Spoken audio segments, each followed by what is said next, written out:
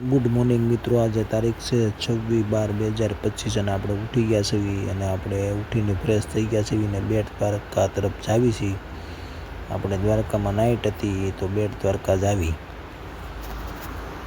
તો આપણે ધીમે ધીમે બેટ દ્વારકા તરફ જાવી છીએ. બરાબર, તો મિત્રો આજે આપણે દ્વારકામાં જ નાઇટ હતી અને બેટ દ્વારકા જ આવી છીએ એટલે ધીમે ધીમે જવા દેવી.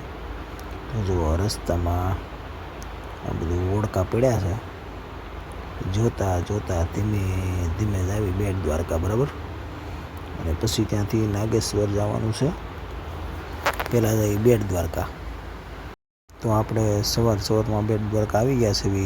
ભીડ છે બહુ, ટ્રાફિક બહુ છે આજે, એટલે ધીમે ધીમે જો આ બેટ દ્વારકાનો આપણે સુદર્શન બ્રિજ ચડવી છીએ. પછી ત્યાં કસ્ટમર જશે દર્શન કરવા અને આપણે પાર્કિંગમાં બેસશું. તો જો મિત્રો, આપણે બેટ દ્વારકા પહોંચી ગયા અને ગાડી મૂકી દીધી પાર્કિંગમાં. આ છે બેટ દ્વારકાનું પાર્કિંગ. જો ભીડ જોરદાર છે અને હવે પાછા રિટર્ન થઈ ગયા છીએ આપણે બેટ દ્વારકાથી. તો બપોર પડી ગયા છે.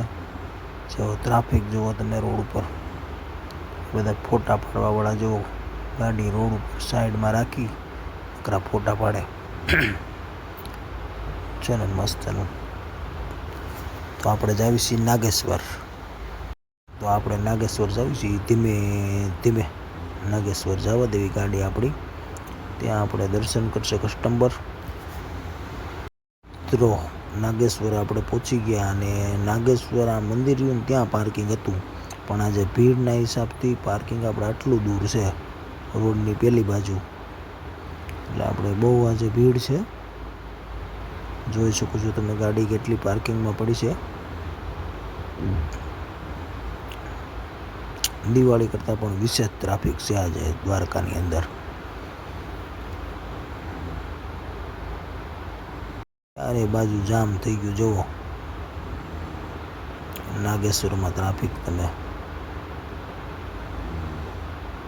છે ને, રોડ આખો ચક્કાજામ છે. તો આપણે પણ દર્શન કરવા જવું છે, તો ગાડી મેકીને આપણે ધીમે ધીમે જાવી દર્શન કરવા.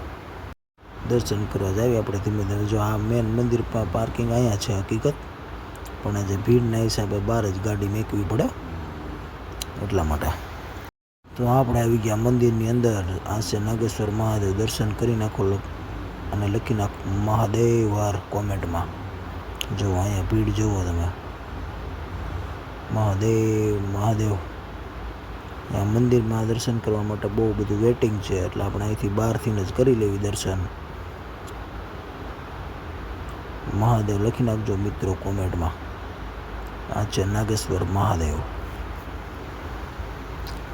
ભીડ જુઓ તમે ખાલી, આ લાંબી લાઈન છે, દર્શનની લાંબી લાઈન છે. જુઓ આ ક્યારે વારો આવે એટલે ભલું કરે ભોળાનાથ. નાગેશ્વરથી નીકળી ગયા શિવરાજપુર બીચ તરફ, એટલે આપણે નાગેશ્વરથી એક શોર્ટ રસ્તો છે તે લીધો છે. શિવરાજપુર બીચ જાવી છીએ ધીમે ધીમે. આપણે પહોંચી ગયા શિવરાજપુર બીચ. તો અહીંયા બી એવી જ ભીડ છે જોરદાર. જો આ ગાડી બધી બહાર પડી છે અને આ રીતનું છે. અહીંયા અંદર બી પાર્કિંગ છે પણ એ પેક છે.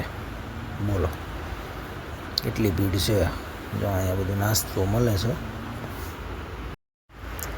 જો આ રોડ ઉપર પણ અહીંયા બી ટ્રાફિક છે. જો અંદર શિવરાજપુર બીચનું પાર્કિંગ છે, અંદર આખું પેક છે, એટલે આપણે બહાર મૂકી છે ગાડી. અને આપણે કાંઈ બીચ ઉપર જવું નથી, કેમ કે આપણે થાકી ગયા છે. આખો દિવસ ફેરવી માટે થાકી જાવી, એટલે બીચ ઉપર જવું નથી. આપણે બેસશું ગાડી ઉપર, કસ્ટમર જઈને આવે ત્યાં લગી વેટ પડી ગઈ. અને આપણે આવી ગયા રૂક્ષ્મણી મંદિર. આ રૂક્ષ્મણી માતાનું મંદિર છે. શિવરાજપુર બીચથી સીધા જ આપણે રૂક્ષ્મણી મંદિર આવી ગયા. તો રૂક્ષ્મણી મંદિર છે. જય રૂક્ષ્મણી માં લખી નાખો, બીજું શું. જો અહીંયા બી ભીડ છે. આ બધું જો ગાડીઓ નકરી પડી ધોકાર, અને સાંજ પડી ગઈ છે. અને આ સેલો પોઈન્ટ છે આપણે સાઇટ સીનમાં રૂક્ષ્મણી મંદિર. અને પછી આપણે હોટલ તરફ નીકળશું અને પછી આરામ કરશું. આ છે રૂક્ષ્મણી મંદિર. તો મિત્રો નીકળી ગયા આપણે હોટલ તરફ. ત્યાં પણ ટ્રાફિક મળી ગયું દ્વારકાની અંદર અને હોટલે જ આવી. આજનો બ્લોક અહીંયા લગી જતો મિત્રો. તો જય માતાજી, જય મોમય, જય મોગલ. કાલે નવા બ્લોકમાં મળવી.